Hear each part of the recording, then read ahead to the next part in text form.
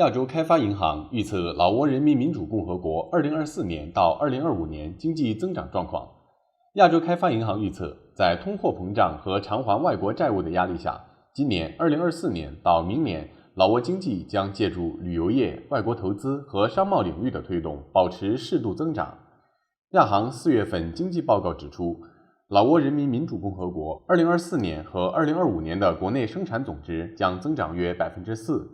由于外界在服务业上对旅游领域的需求不断增长，并且交通基础设施的日益改善，出行更加便捷，预计2024年将有420万名游客到老挝旅游。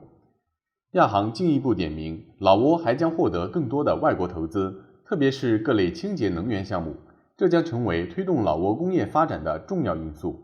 然而，在老挝经济增长的同时，亚洲开发银行对此表示，通货膨胀持续上升，货币贬值以及公共债务的赔偿问题仍然是老挝经济发展所面临的重要挑战。老挝货币的贬值与各企业工资上涨所导致物价上涨，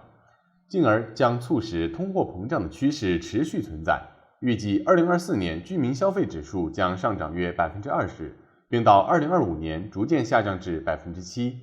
根据国家统计中心数据显示，3月份老挝通货膨胀率为24.9%，比2月份上升了1.3%，与2023年同期相比上升了25%。亚洲开发银行表示，通胀率上升导致食品、酒店、餐饮服务价格大幅上涨，并高于居民的收入，因而使国内购买力下降。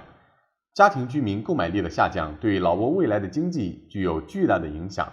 从而出现更多的学生辍学现象，并随着人们在其他地方寻找就业机会，劳动力转移对经济的影响将不断上升。